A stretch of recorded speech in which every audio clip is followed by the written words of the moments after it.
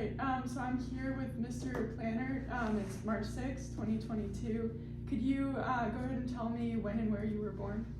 I was born in Sandusky, Ohio in 1854.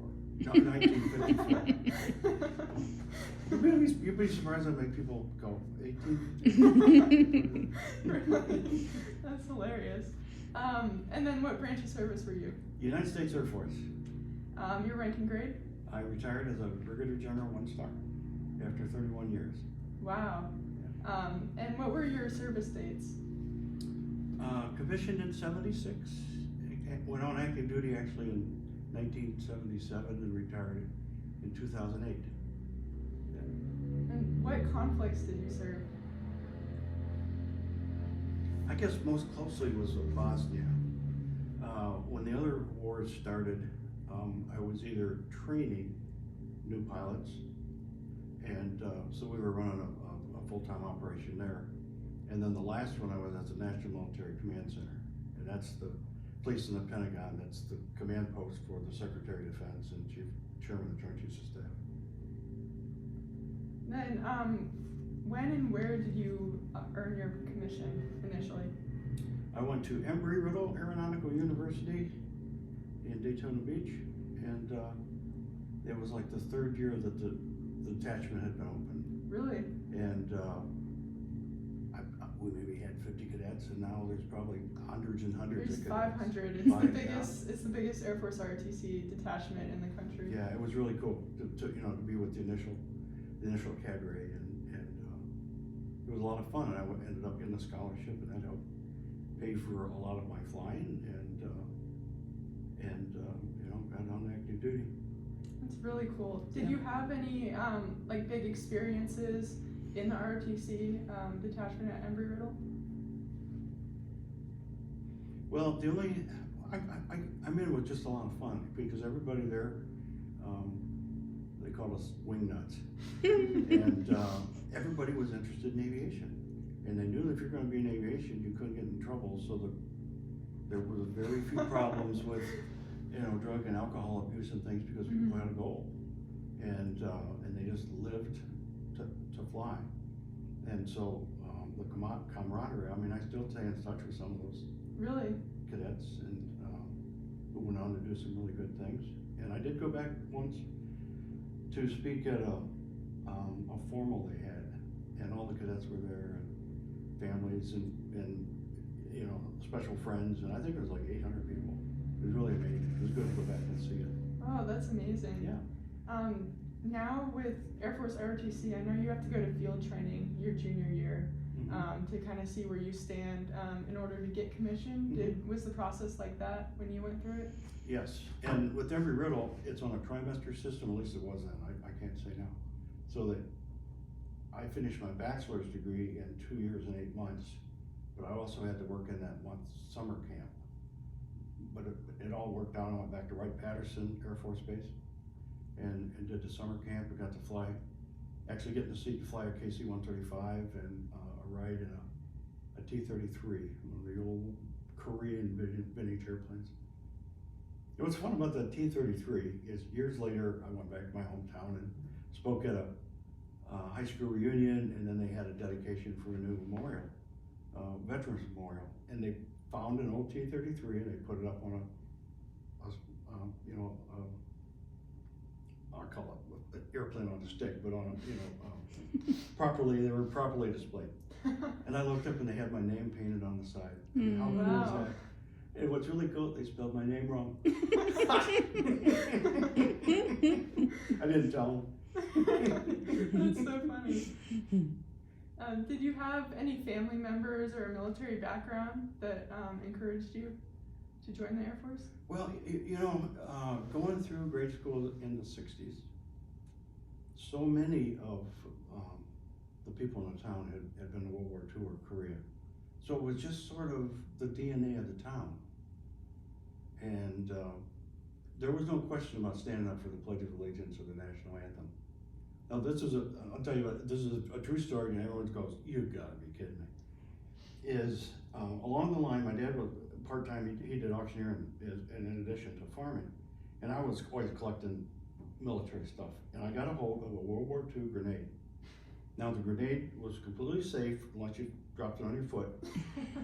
No explosives in it. In third or fourth grade, I took it to show and tell, and passed it around. And the teacher said, "Hey, let's go outside. I'll show you how to throw that thing." Now, can you imagine that today? No. That's just how it was then. Yeah, we knew that what to do in case of nuclear war. You had to get under those chairs and stuff. It was a different time. Wow, I can't imagine that, especially in Northern Virginia. No. Let's see.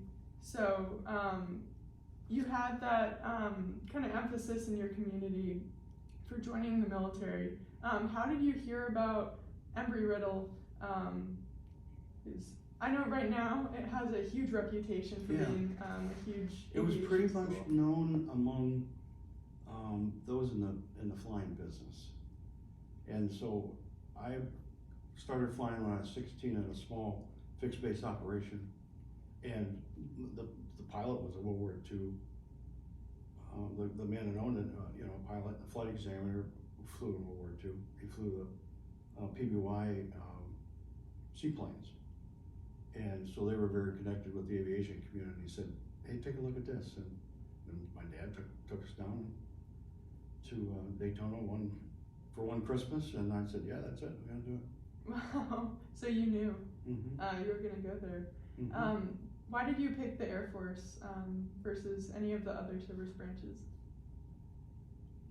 Well, I don't like living in trenches and foxholes, and I didn't really think about how much fun it would be to go on a ship for 6 months with a whole bunch of other boys.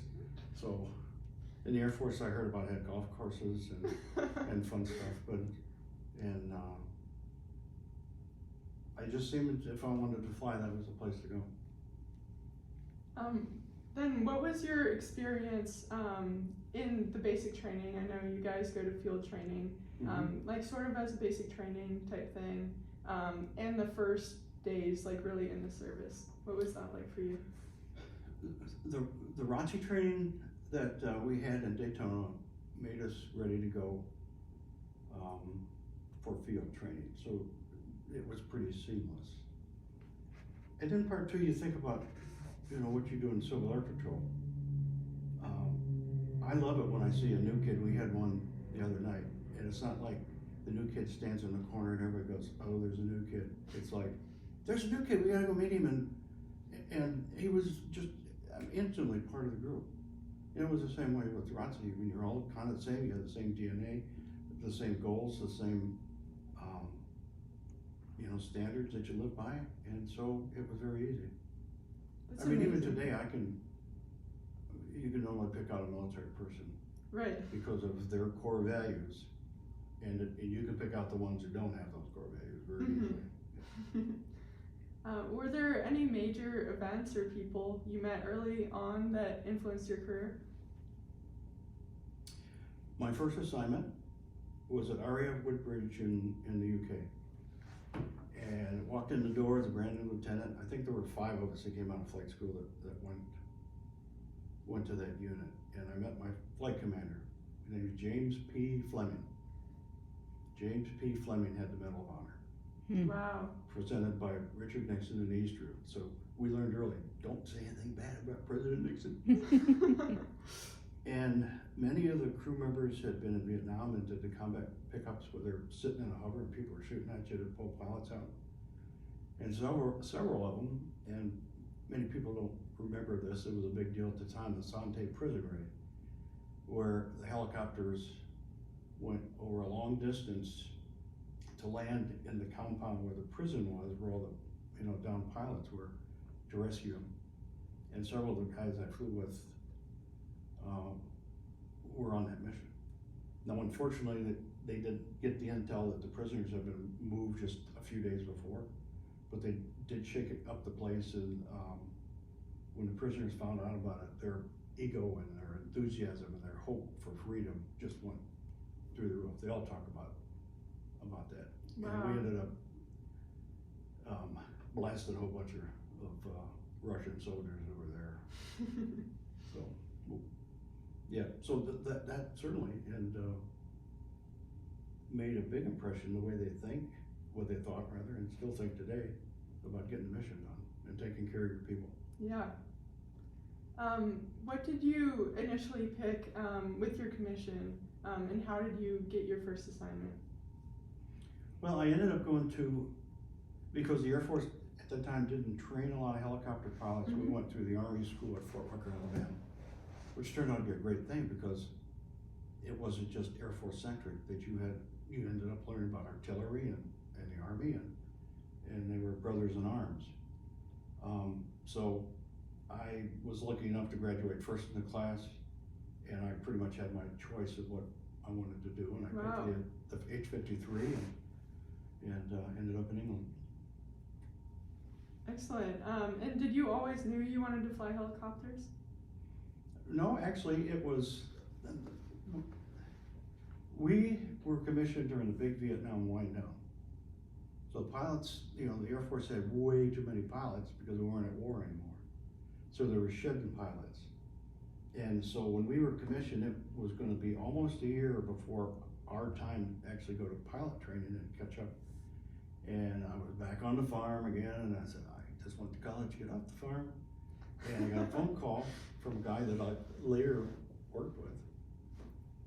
Said, we've got some helicopters slots open if you're interested. And I said, how fast can you get me on? He said, a couple months. So I said, sign me up, coach. And so I did, and I had the opportunity then to go to fixed wing school, but I had already kind of made my career path in the helicopters. And I said, nah, I don't want to start over. Let's just keep going. And what did you end up doing with helicopters? Because I know there's several different mission sets. Initially it was combat rescue, and I guess our big play over there at Woodbridge in my first assignment is, a lot of people have heard about the Iranian rescue attempt where airplanes got burned up and crashed. We did one before that. Is we took helicopters from England. These helicopters are in-flight refuelable. And so we flew nonstop to Sicily and then to Turkey. And we were ready the next day to go into Iran and pick up American folks and get them to a central location so that they could be airlifted out. And just before daybreak, whatever, the Iranians said, you guys can get out however you want, just don't come back. And so that was really kind of cool to be up close and personal and think about, tomorrow this is what I'm going to do. So that was really an important thing at the time. Wow. I'm trying to find one of the pictures you sent me. Let's see. So do you know the award you got for the one helicopter rescue in Eastern Europe with NATO? Well, I was lucky enough to get a couple of them. Probably the most challenging, the award we got from the Jolly Green Pilots Association Rescue Mission of the Year, is we were in Albuquerque and the command post called and said, you guys need to come back, there's a request for a mission in Colorado. So we went back and got the pararescue folks with the medical stuff and flew up to Durango. And there was a man who was critically injured in the mountains of Durango, Colorado, about 8, 9, 10,000 feet. And so we were on night vision goggles and went up, found the location, and the people on the ground, thinking they were doing really good stuff, built a big bonfire. And we said, put the bonfire out, because our goggles it was just so much light, it was shutting them down. So we said we want an absolute dark so we can see, which doesn't make much sense, but it's true. And we hoisted him up, and we hoisted his dog up, and there happened to be a medical doctor in the area that was assisting. And so we got him on board and headed back to Durango, and the man more or less was going to the checkout counter and expiring. And the pararescue put these cuffs on his leg and pumped it up. And the doctor had some stuff with him and jammed some needle in this guy's heart, and his eyes opened up again. And a week later, later, he was out of the hospital, and he was a retired Air Force SEAL. Wow. Yeah, everyone I know from. Wow, that's amazing. Yeah, so it's kind of fun stuff like that. What do you think was the mission that had the most impact on you? You know, I really, I think they were all fun. I never walked away like, hey, I'm the coolest guy on the flight line right now, because if it wasn't me, somebody else would have done it. And, you know, that one was pretty cool. We had several pickups in the mountains. No, I'll tell you what was the coolest one, is we got an invitation, a message, you know, the old from Buckingham Palace when I was in England. And it was a request to use our helicopters to move concrete and building supplies out to an island off the coast of Wales. And so we spent a weekend and we had a ball moving that stuff out there, and we were allowed to take anybody in the helicopter for a ride that we wanted. So we, of course, being young guys, we always look for the really young girls, go, oh, get that one over there. And so we had a good time doing it and meeting the locals. Well, months later, we get another one of those messages, and it's from Buckingham Palace, and it's from Prince Charles to meet him for tea in Wales. So Wow. So I got to fly the helicopter. We, squadron commander and everybody's on board, and we went in and land, and I didn't know anything about cricket. It's a big deal, but they've got this really long green level. I said, I'll just put it right there. So I put 46,000 pounds of helicopter in it. Helicopters don't land level. It goes boom, boom, boom, boom, and the people are just, they don't give middle fingers. They have another thing. It's just as cool. And they were so, why did you have to land in the bloody bench? Well, I don't know. It's smooth. So they didn't kill me. We got to have tea with the president. That's hilarious. Yeah. Wow. Oh, and a James Bond movie too. We did a James Bond movie. Really? Yeah, Tomorrow Never Dies. Pierce Bronson came for 2 days, and they used the back of one of the C-130s, and he's looking like he's going to jump out. And they used some of our guys and gals as extras. Now, if it had pulled the camera back, they'd have seen number 3 engine was missing. It was on jacks, but that's all they needed. And then there's a part where one of the helicopters comes taxiing in, and he jumps off and whatever. But he autographed the inside of the helicopter, and that piece of metal is in the Air Force Museum in Dayton. Wow. Yeah, it was pretty. He was such a nice guy. I mean, really impressive. The guy who played him? No, Pierce Bronson, the actor who was James Bond Yeah. in a number of the movies. Yeah, Tomorrow Never Dies. Wow. And my wife got to go to the cast party and the royal opening. I was, of course, deployed somewhere, and so it was cool for her too. That's super cool. Yeah. Could you run through, I know there's a lot of them, but run through your assignments?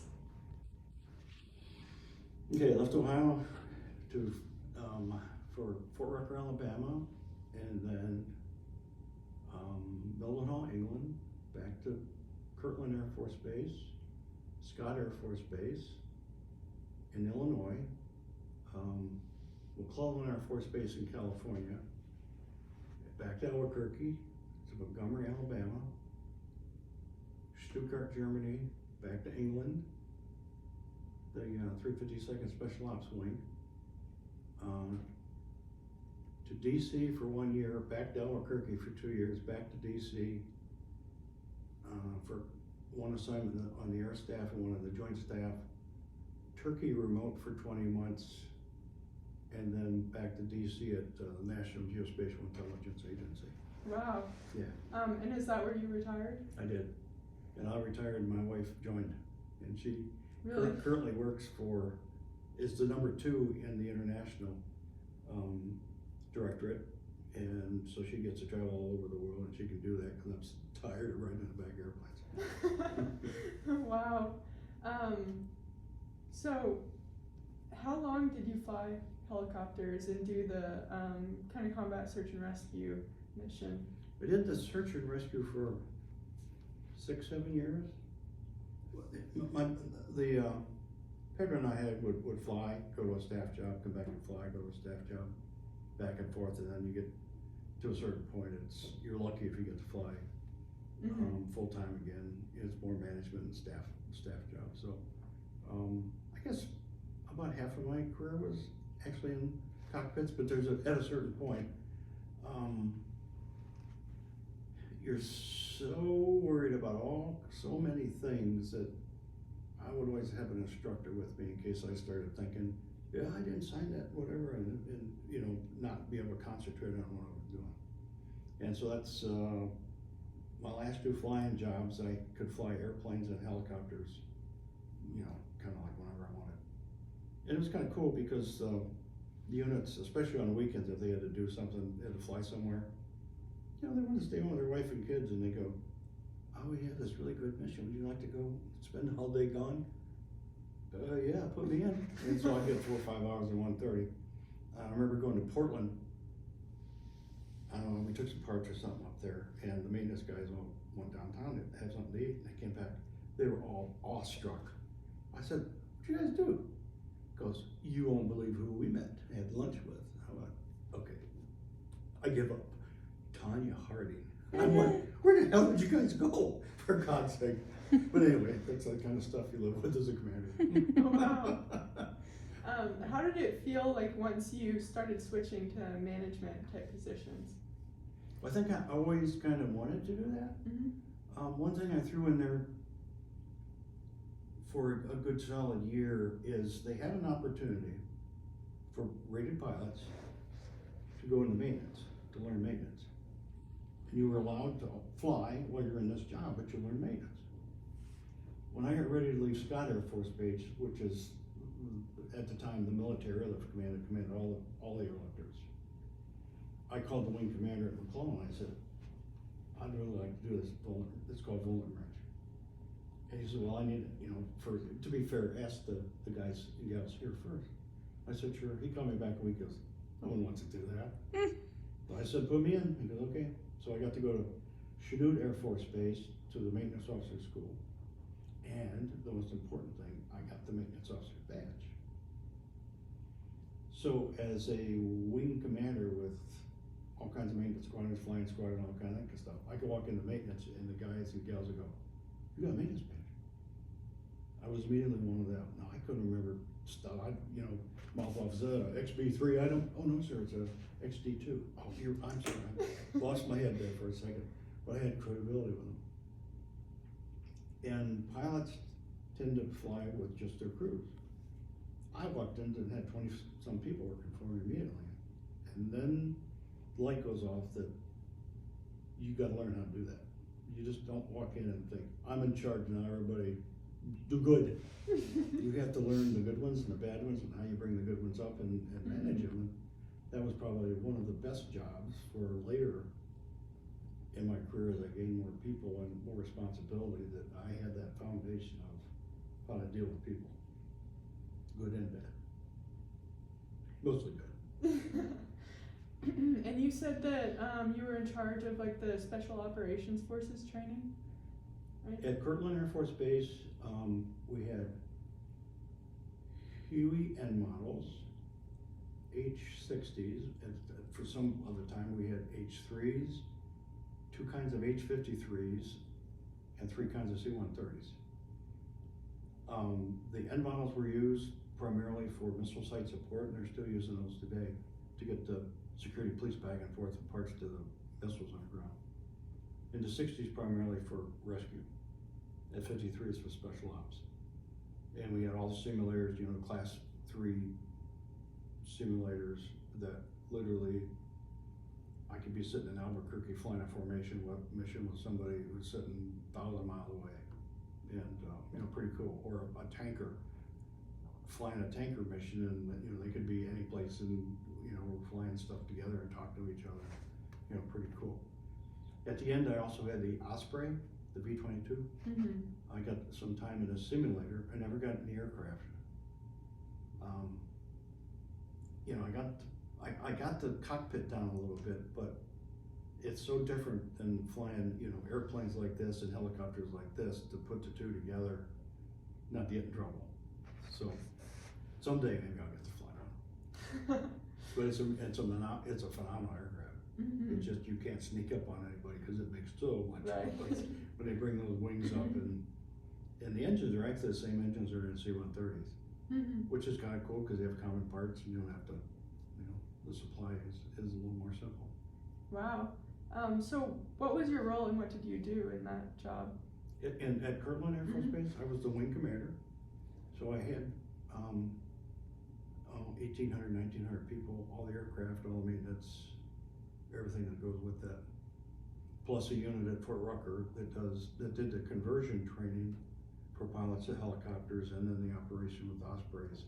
I had a couple crews there with the Marine Corps at Marine Corps Station New River, starting our initial cadre of crew members. So it was a lot of fun. In fact, that's where I met my wife at Really? Kirtland. My first tour there, I had just come back from England, and you have to do it in process. They didn't do all the paperwork, at a new base.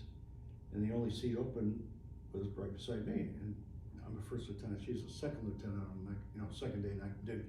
She comes up and goes, "Sir, may I sit down in the chair next to you?" Yeah, whatever. And we had talking and whatever. I said, "Hey, I had a good pickup line.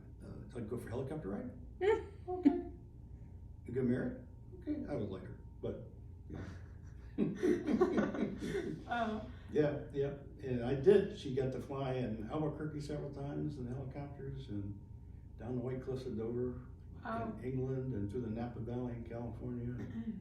And so we try to make it fun. That was really good. That's part of what you do in those jobs. It's not just the people. You worry about those families. And the command had a program where you could take the wives flying once a year. Really? And I made sure that happened. And we showed them a good time. And I did the same thing on Secretary's Day, and made sure the ladies all got to go up for rides, and you give back. One of the most, there's certain things in your career that you kind of get that really warm feeling. You go, okay, I did it right. It was the first week I was at Albuquerque. They had a big picnic or whatever, and my 2-star boss was there, and I just walked around and talked to people. I met this lady, and I said, "How you doing?" and whatever. "What does your husband do?" "Well, he's in Korea. He's been there 6 months. He's got another 8 months to go." I said, "Well, it's the squadron. Are they taking care of you?" "No, squadron never calls me." Yes, I had an exec. I said, "Go find squadron commander." Squadron commander come over. I said, "You guys haven't met yet, and her husband is deployed, and I want you to take care of her." And the squadron commander is really good, and I wasn't getting on his case. I mean, he's well above that, but he had the same thing. It was, "I'm really sorry, man." And 2 years later, when I got ready to go to the Pentagon again, my wife and I was at the commissary, and went to the deli to get some whatever, and this woman said, "You look real familiar." And I remembered it was her. She said, "I don't know what you did, but they came and mowed my lawn. They took care of my car. They did everything. I don't know who you are, but thank you." And it's just those little things you don't forget. You go, okay, it worked. Whatever, it worked. So. Wow, that's incredible. Did you have any really surprising experiences?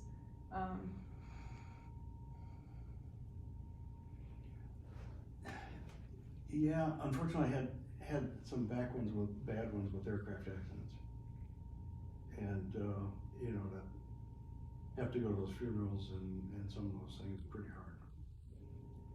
Especially when you get a case where aircraft crashes and everybody passes away, or some linger and then pass away. That the pilot's wife who caused it, all those other wives and kids are at the chapel, and I didn't think I would take it as hard as I did, but it was tough. But in one case, one of the pilots that had passed away in a crash, and I were good friends. And he had a young daughter, and she used to ride. I brought a British car home. She used to ride on the center between us, or driving around, whatever. Well, I got back to Albuquerque 20 some years later, and I knocked at the door, and my chief of protocol said, "There's two young folks here that's wondering if anybody knew their dad. I said, what's your name? Jensen. I said, so Randy Jensen's kids? She says, what was your dad's name? Randy. Oh my God, I can't believe this. Now, of course, they're, in their 20s now, but they have a chance to, give back and, and I had the protocol officer, I said, go tell the guys in production to come up with a plaque of some kind that names the conference room, the Randy Jensen conference room, or whatever. I said, yeah, you got 30 minutes. And I did it. And I said, before you leave, we pull the little thing off. They got to pull a little thing off of the plaque that was dedicated to their dad. And, I'll never forget that. To be able to see those kids and they're doing well. Yeah. Wow.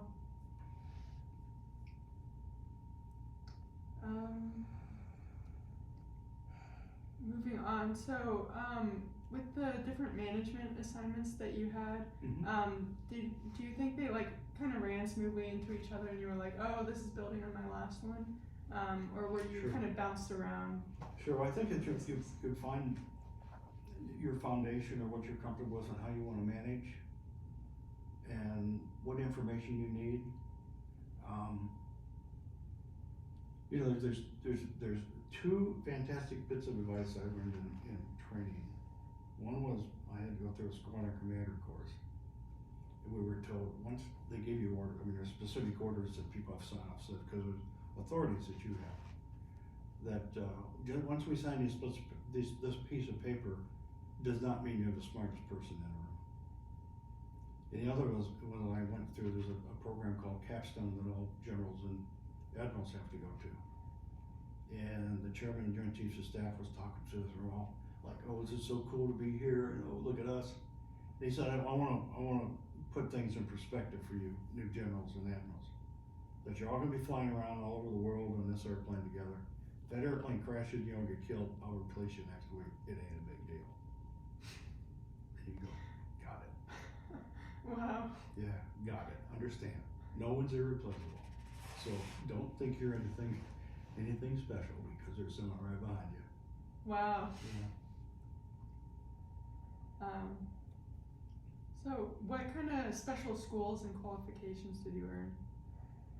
Well, the maintenance was very interesting. And my last job was the number 4 in an intel agency. I had an office right next to General John Clapper, who was the director, and to learn the intel business. And when I forgot there, I said, I don't know. I don't even like intel people, General Clapper. I said, I don't trust them. They're always don't want to tell. We want to tell the bosses and not tell the operators. Because that's why you're here. I needed an operator. I need somebody to be able to translate operations to intel and tell those people what operators want. They said, so by the way, go over to Afghanistan and tell me how we're doing. And I came back, I said, I'm not happy at all. I said, those people are hiding in whatever and they're doing base maps and they're not where they're supposed to be with the decision makers saying, I can do this for you. I said, you're missing it. So the guy says, okay, go back and fix it. I said, so we did. We made it better. And that was a real lesson on people cooperating and knowing what everybody does. That's something very important. I found critically important if you get a group of folks together you don't know, is what talent do you bring to this group? And let them do that. And just be quiet and let them listen and see what their strengths are and see what they need to succeed. Give it to them, get everybody on the same page, tell them what the goal is, where the goal line is, and then watch them score points. And that's how you get the teamwork together. And reward, it's easy. I see too much of, you don't have your boots shine, you don't have whatever. Well, that person looks immaculate. Go over and tell them that and reinforce the good and stop always pointing out the bad. And sometimes when you reinforce the good, it clears up some of the bad stuff, the little nitnoise stuff, because it's like, oh, wow, somebody noticed what I did. Okay, I'm gonna even be better. So telling people what they do good, we don't do that enough. And there's just fantastic benefit to that, at least I've seen it. Did you face any like big challenges through the experiences you had both in flying and management? Well, I guess I would say about 40 years. That's how long I've been married. No, we haven't. Fantastic. She's still my best buddy, and we're happy with 2 good kids. I believe you play the cards you're dealt, and sometimes it's not a good hand, and you just say, all right, how am I going to win the game, or how am I at least not going to lose, and not fold, and just press on, because you know it's not forever. Something will change, something will get better, it might get worse, but you just keep plowing through it. So why did you decide to stay in the military? It was so much fun, and the people and the camaraderie, made the difference. And the mission, I mean, it was fun. I mean, my wife didn't necessarily like me flying all night and coming in at 4:30 in the morning and sit on the edge of the bed, take my boots off, and said, "Can't you do that somewhere else?" And yeah, she didn't appreciate that part of it, but no, and she did. I mean, she enjoyed it too. Yeah, absolutely. Because I've heard a lot of from a lot of people that they don't necessarily want to go into the big scale management, so they get out once they start losing the direct leadership. Yeah, that's true. So you really like the management aspect of that? Yeah, the challenge and the mental challenge is really cool. Now, as a flag officer, I'd walk in the morning, my secretary would have a card, and it would be full, and it'd be stuff on the weekends. And then all of a sudden it stops. Now what am I gonna do? So I worked in the industry for a while, and that wasn't my cup of tea, and then I didn't do anything for a while, and that's not a good thing to do. So I ended up volunteering at a homeless center. They had a brand new program where they took 10 of the homeless folks out a day into Fairfax City and the Fairfax County parks to do. They picked up trash, they mulched, they weeded, they were busy for 4 hours a day and getting job skills. That was like me being back on Flightline and being with those guys and gals. Now many of them, I mean, I met one in the parking lot one day. I just introduced myself, I said, "What are we gonna do for you?" Because I just got out of prison, I don't know what to do. I said, "Well, come on in, we'll take care of you." And the end goal was to get them real jobs. And I know one that lived in a tent for years and years and years that has a job, a car, and an apartment. That, using the same techniques that I learned in the Air Force with these folks, just treat them with respect, listen to them, help them when you can. I mean, it's been a while, but every once in a while I get a call at 4:30 on Sunday morning saying, "I can't get to work, can you help me?" I'll be there. And so, what you learn translates out into civilian life, and I don't think I'd have those skills or traits if I hadn't done that military stuff. Wow. Yeah. What did you end up doing after you retired from the military? Well, it was that stint with a IT company, and again, they wanted an operator. And you go in and talk to the developers, and they go, "Oh yeah, I want to demonstrate this to you." And I'd say, "Okay, demonstrate it." "Well, look at this, got this many gigawatts and this." I said, "I don't give a crap what it got. When I turn it on, what's it going to do, and how am I going to save money for the company?" "Well, you don't understand the processor." I said, "I don't care about the processor. What will it do for me to save money? Get rid of people, get more efficient, and beat our competitors." And so that was my job, trying to work with those people, brilliant people, but that's why they need that mix of specialties and diversity of thoughts and things. Because the worst thing you can do is have 5 people in a group don't think the same way, no one disagrees. You're probably gonna get in trouble. You gotta have that one person go, "What are you, crazy?" And you listen to them, and they go, "I hadn't thought of that." True. So then, the dead period, and So I did that, the homeless thing for a couple of years, and now, I mean, I have to have something on my schedule. That's what I realized. You have to have something to live for, something to do, something to whatever. So this coming week, I'm taking 3 senior citizens who can't drive to medical appointments. I also volunteer at a dog shelter, dog and cat show. It's really cool. You can sign up for an hour. They bring the dog, you play. They have playrooms with dogs jump all around, and you can feed them as much treats and take them for a walk. And they have cats, and I do that every week. And then Civil Air Patrol. Wow. Eats up a lot of time, but that's fun time. When did you end up joining CAP? A little less a year ago. Now I have to tell you that my second assignment at the Pentagon, I was the Deputy Director of Ops and Training. And I worked for a 2-star general. And I walked in the first day, and there was a couple of generals sitting there. And he goes, "Oh, the new guy, we gotta tell you about your new program." I said, "Oh, good. What is it gonna be?" And they said, "Civil Air Patrol." And the guy started chuckling. I said, what's the joke? And he said, "You'll find out." There was a bad time for Civil Air Patrol because of politics. Mm-hmm. They bought a NASCAR, for the NASCAR car. What? Who didn't tell the Air Force, and they were using at the time, I mean, it was a flying club. Everybody that owned an airplane go, "Oh, I'm gonna fly a training mission today." So they'd take their Cessna 310 and their family, and they go, for a training mission over to the next airport to have lunch, and the government was paying for it, and the Air Force just stops now. And so that was a very tough, miserable year for me, because those guys all called their congressmen and senators, and they go over me to the chief of staff of the Air Force. I mean, it was not a good time. Things have improved immensely. And one day I was at a recycle over in Springfield, and I saw the cat van sitting there, and I went, "I hadn't thought about that in years." I said, "I didn't look into it. That might be fun to do." And so I called Sarah Demyanovich and said, "I was in the Air Force for a while. I did some stuff and interested in coming over." And so I just started going to drill practices outside, and she said, "You ready to become a member yet?" I said, "Yeah, why not?" And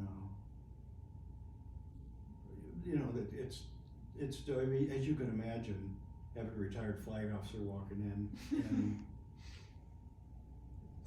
everyone normally assumes you're going to take over, so telling people what to do and stuff. I'm trying to lay low and not even let people know what I did, for the most part, initially, and just kind of be kind of a free safety and plug holes where I see them, and not.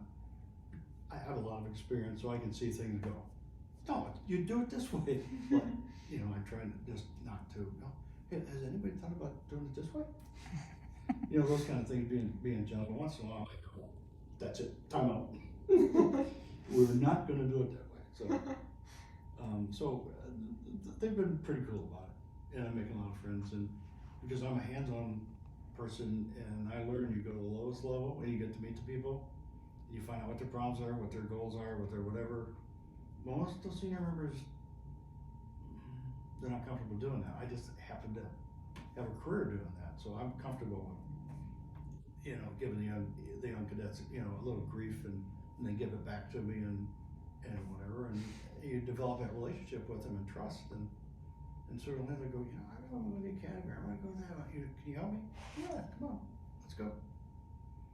The only thing they do complain about, almost to the T, is when they come fly at Leesburg or Manassas. I say, "Oh, I need to tell you about the loop. And remember to, sit straight in your seat, and they'll dive a little bit, and he climbs at the top. And when you get to the top, make sure you put your head back, because you'll see it as it's coming down. You use your rudder pedal, stay straight." So I have an eyeball contest. How big do they get? And then I had them convinced that the little window in the back that they used to put the camera on, they said, "What's that window for?" I said, "You call ahead." I said, "It's like Sonic's, and they bring food out, and that's how they get it in." "Well, what about the Cokes?" I said, "They give you cans, they just go through." And then the pilot laughs and gives me away. So, I'm getting a reputation with them, and send them off on wild goose chases and stuff, and just have fun with them. So. That's hilarious. It sounds like you have a lot of fun in the program. I do, and they can see that. And I try to kid with them and have fun, and offer an opportunity. If there's something I can do to help, I'll do it. How do you think being a flag officer and getting to that point in your career, what kind of impact did that have on like the job you took after the service and just how you look at everything you did after? When you retire a flag officer, they have a special retirement seminar because there's challenges. Industry, for the most part, will want you. I don't even they use the term Rolodex anymore. That's what Roy said. It was, you wrote it down on a piece of paper and it's called Rolodex for your phone numbers and your contacts and who can you get to see and who can you talk to. That's probably the number one thing they want. Or you have a real niche in some scientific area that they want to exploit. For the rest of us, they're going to come in, they're going to cause trouble, they're going to find all the problems, they're just going to be a pain in the rear, and they're going to want too much money. So that's kind of how industry sees you.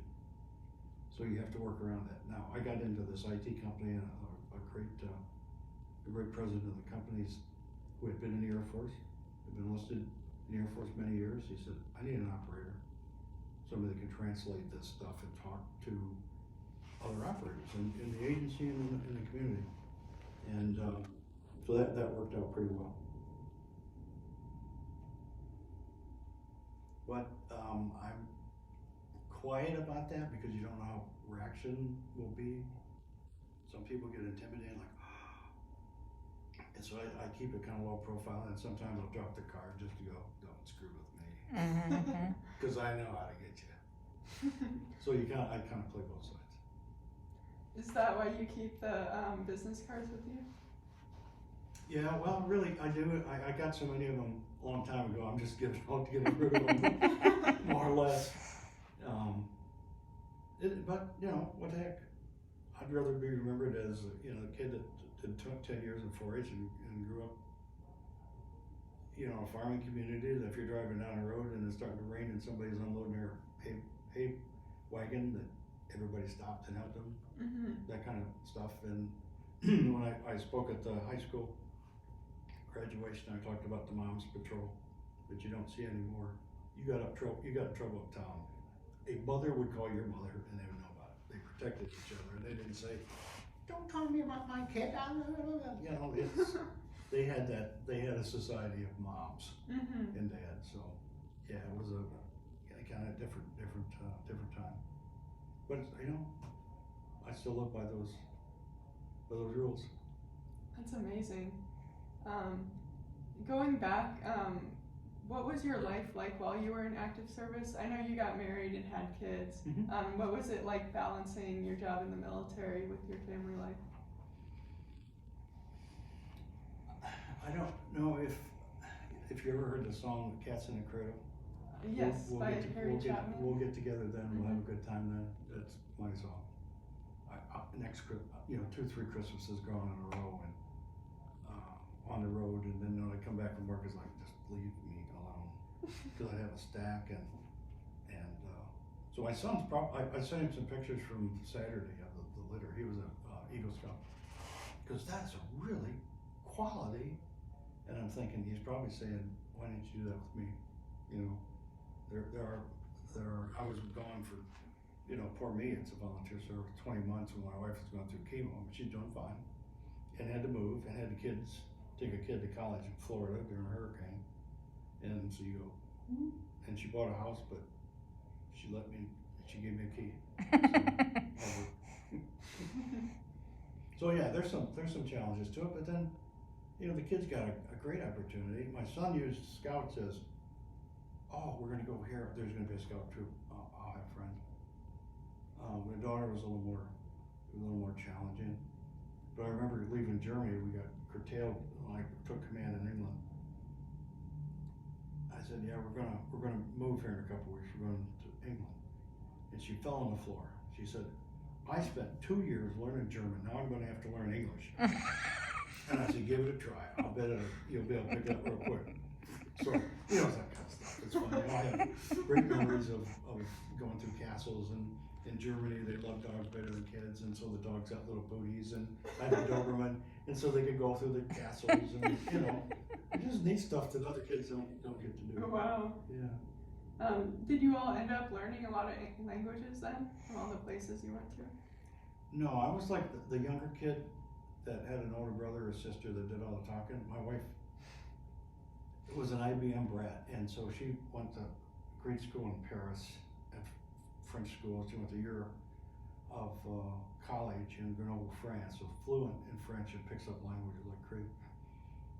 So she would do the talking for us both, and then we went to England, and I said, "Go ask her about that." She said, "They speak English." I said, "I know. Let's see if I can get away with it." So we had a lot of fun with it, and the kids. But if you ask my kids, "Where'd you grow up?" They go, "I don't know." Everywhere. Everywhere, yeah. Because they were both in college when I finally retired. Mm-hmm. Something like that. But they had their whole life on the road. One's from Illinois and one's from California. How many different places did you travel in the service then? Oh, lots and lots and lots. I was primarily a Europe guy. 10, 11, 12 years in Europe, between 2 in England, Germany, Belgium, and I consider Turkey Europe because part of it is. Mm-hmm. I did a lot of travel with the Intel community. I mean, there'd be weeks that I get on an airplane at Dallas, fly to Tokyo, go to Bangkok, come back to Hawaii, and then the next week be in the Middle East somewhere. Wow. But it gave us enough Delta airline miles to take a trip to Tahiti, so you know, Wow. Did you have any like really unusual like cultural experiences that influenced your perspective, just being to all these different places? I mean, there's subtle things. I mean, if you go to Germany, you know, what would this mean to you? Okay, cool. Okay, thumbs up. That's a bad word. Or this. That is, you get in a fight. I mean, there's little things like that. In the Middle East, if you get on a bus and there's like 2 people on the bus, what would we do? We go in the back. There, you better sit by somebody, one of those other good people. It's an insult that you go away from. I mean, so the cultural things are something that you pay close attention to. I lived in Turkey for almost 2 years and became very good friends with, I mean, even today, you know, the old adage, once a friend of a Turk or your friend for life, on New Year's Day I'll get emails. And this has been 15, 20 years ago of people I worked with over there wishing me a good new year and thing. And learning the Muslim, how to deal in the Muslim world, you know, the do's and the don'ts and things like that was kind of eye-opening. Now it's interesting, we have a young cadet, and her name was not a common name, and I said, "Beza, where are you from?" She says, "Well, I was born in Turkey, but I spent most of my life in the Sudan." Well, I got to meet their dad.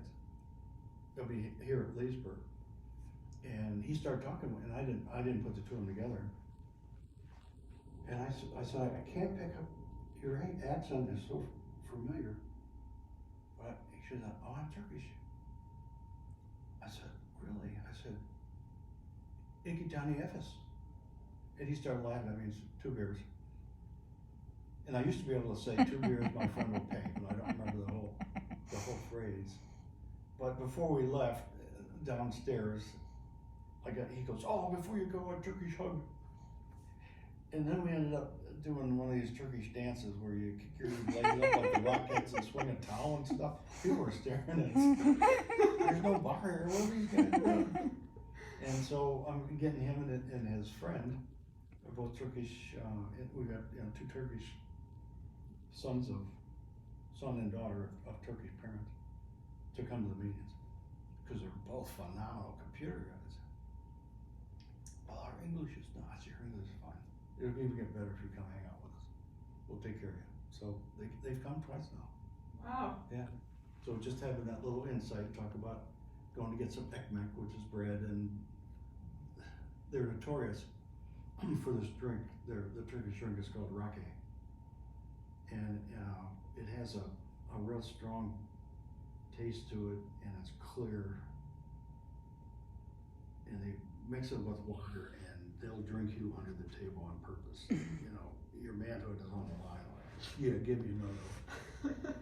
And so we tease about having rocket all the time. You know, that's what's fun to have some of that experience. It means a lot that you were there and appreciated their country and their culture and things. Yeah. That's really cool. You probably have so many different experiences just with the different parts of the world. But not so much in Asia. My wife lives in Tokyo and Hong Kong, and so she's got the Asian experience, and I really don't. I've been to Hickam 3 times and never got off base, so I don't know why. I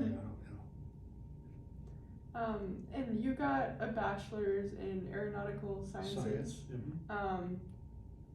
Did you go back for a master's degree? Yeah, that was, if you wanted to get promoted to major and above, you pretty much had to have a master's. Because it comes down to discriminators. It's easy. Oh, he's got a master's degree, she doesn't. Promote, not promote. And that's true anywhere. It's a little bit of discriminators that, they have just a little more rounding, a little more experience in this and this and this. I mean, like your background with all the sports things and the music ability and what you're doing with Cap and the Ranger stuff. I mean, that's incredible discriminators. That makes easy picks. I've been actually told that by some of the people I've interviewed with for nominations and stuff, that said just what I've done in CAP is really unique. What was your master's degree in? Management. And how come you chose to get a bachelor's in aeronautical sciences at Embry-Riddle versus like engineering or something else? Because I knew I wanted to fly, and eventually I wanted to be an airline pilot, and that was a good way to do it. And the Air Force paid for all that flying. And at Riddle at the time, you'd look at the engineers, go, your slide won't get lost. I mean, it wasn't that bad, but just about. But now it's more like, hey, you pilots, you need to get the real good slide rules now because the engineers are dominating. Because it's just really taken off with engineering and the astrophysics and meteorology and stuff. It just really has expanded, just ballooned. I wouldn't recognize. I wouldn't know how to get around probably anymore. It has grown that much. They built on it a lot. They're building a new working out facility now, and it has a pool, outdoor and indoor and everything. We didn't even have a cafeteria when I started. Really? And for the first couple of months, we were in rented hotel rooms down on US 1. Wow. Until dormitory space opened, and I mean, it was really in the infant stages of its notoriety, and they had trouble. No trouble. I mean, it takes time to build buildings and the infrastructure, and they've come a long way. Wow. But what the cool was to have, you're talking about the night landings on the carriers, is we had a lot of World War II folks as instructors, and the meteorology guy had been a commander of the hurricane hunter, so it was people versed and experienced in the field. I mean, it's just incredible. And that was really special because they weren't PhDs and academics. They were operators, and they would teach you as operators and not a bunch of philosophy and what about this and things. It was like, no, you put the engine together this way, and it was practical stuff. So I really had a ball. That's really cool. And I still stay in touch with the college roommates, and one's flying for FedEx DC-10s. One's flying for United, flying 757s and 67s. And the other one retired from the Air Force as a full colonel. So wow. Yeah, it's a lot of fun. Do you have any really? I know I asked you for your most impactful helicopter story before, but are there any stories you still really think about today? They're like, wow, I actually did that. I don't think about the stuff I did. Well, I think about not doing something that would have made a difference, especially with some of the aviation accidents. And that one that I told you about, my buddy got killed. The guy that flew that helicopter was a hot dog and everybody knew it. And they'd say, oh, it's just a matter of time. Well, it did, and no one stopped him. I had a unfortunate case at Nolan Hall where a young mother took the sash off her robe and committed suicide in front of her kids. Wow. I started digging into it, and I heard, we knew that would happen. She was, well, why didn't you do something? Those things bothered me more than anything. That what could we have done? And so, I guess I got in rank. I probably got in more trouble for things people didn't tell me. Instead of coming up, you say, "You shouldn't do that, boss. It's really, not good." And so I don't have any problem going to a manager in a store or a manager anywhere and say, "Do you realize what's going on here?" I said, "If you don't care, I don't care. But I'm going to at least make sure you know. If you want to fix it, you can fix it, because you can't fix a problem that you don't know you have." And so I still live by that. And most managers go, "Thank you for telling me. I appreciate that." So it's those things is it not, oh yeah, it was cool, I did that. It's, man, if I'd only done that, then this wouldn't have happened. Yeah, so I kind of beat myself over that. So I've been, a couple of those things that, it still kind of gets me, but, learn from it and press on. And that's all the questions I had. Is there anything you want to add or talk about? Well, you don't ask old retired guys, because they've been going forever. No, it's been a good run, I'll tell you what. Getting to grow up on a farm and do the animals and get that basics of how you deal with other people, it served well, and sometimes you win, sometimes you lose, but just keep moving. But take care of your people. Job one. So I wish you all the best, and we've got two of my buddies have daughters that are flying. That is amazing. She's 17s, A10s, and hopefully Kathy Conrad, the A10, in her spare time she flies for American Airlines. But she does a lot of deployments. Oh my gosh! And you don't want to judge people by their looks, but when I first saw her after years and years and years, I would have said she teaches high school, or she's an executive in some whatever, and then I find out she's dropping big bullets on people's heads. You just go, I don't believe it. Well, I was upside down in this ship, and it was in the middle of the river, and I got it, and that's just so cool. And then the other guy's a great friend, just a wonderful man. I put down that his daughter's a PhD, who she is, but she's a pharmacist. I couldn't spell pharmacist. So, spell check. I couldn't even get spell check. I just want PhD. So, and he was the vice commander of all of Air Force recruiting. Wow. So he's still connected with people, and Wow. just the nicest guy you ever want to meet. He was my executive officer as a squadron commander, and we ended up in Albuquerque again when I was a wing commander, and they kept pushing execs on me. I said, "Stop. Tell them would get up here." And we had a ball. I mean, we just laughed all the time. And we had some kids with challenges that cleaned, that was what they cleaned the buildings and whatnot. And they had a sign. One young kid was named Todd, and he gets so upset if he didn't do something right, started banging the walls and stuff. And they had signs that said, "Be nice today, Todd." And I walked to my office, closed the door, and they had a big sign, "Be nice today, Mike."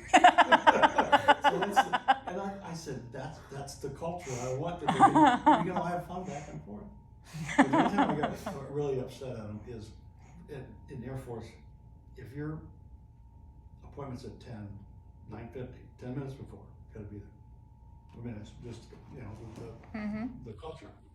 So when I was finding out, I was showing up stuff early, the secretary had 10 minutes, my exec had 10 minutes, and I was showing up half an hour early, everything. I said, what is this?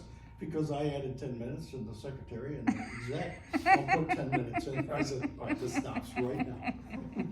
Give me the time, I'll figure out what time. Little things like, and I still keep in touch with that secretary. God bless her. Little Inez, what a sweet lady. Oh, how funny. Yeah. And my chief out there, and I got an invitation to retirement of a full colonel, and this young man was a second lieutenant for me. And I still remembered him, and I still remember things about him, so I wrote a note back to him. And those things mean a lot. That's so great. That they still remember that far away. So, it's been a good run. Absolutely, and you're continuing to serve, so that's really cool. My wife keeps telling me to go outside and play. Great. Well, thank you for your service and all Oh, you've you done. bet. It was my pleasure. Absolutely my pleasure. And I'm glad I'll get back to CAP and change my opinion from so many years ago. Because that program is, wow. I mean, just so much head and shoulders above the average youngster, playing computer games all day. And I just don't see kids outside playing anymore. No, you don't see him at all. And they don't get that camaraderie, and they go outside on the test. I said, no, get up off your rear end and go meet them in person. And then meet the people who are on either side of them and their secretaries, and get your network established. You can't do that on text. You gotta eyeball to eyeball. That's the way to do it. And the cadet corps understands that, and that's really cool. Leadership and followership and camaraderie and the core values, and public speaking, phenomenal. One of my new crusades is going to be on the writing skills. They tend to write like the old military. It has come to the attention and contact the undersigned. It's like, we stopped that. They made us, really, we had English professors that came in back in the late 70s to knock this off. It was called Effective Writing Course. And you write like you speak and make it short and to the point. And so I'm seeing this drifting into all these paragraphs with passive voice and stuff. So I mean, really, if there's anything I can do to help them before they get out and they go to college. In college is shame on them. I need a 3-page paper. What if I can do it in a page and a half? 3 pages. You're not teaching anybody. If you get done on a paragraph and you get all the meat, that's all you need to do. Because I don't want to read 3 pages. That's a real skill and talent that people, leaders, managers appreciate, is a clean, concise, just the facts. And I'm available to answer any more questions. That is a big decider. Yeah, so I'm going to see what I can do about it. Trying to change that style of writing. That would benefit everybody.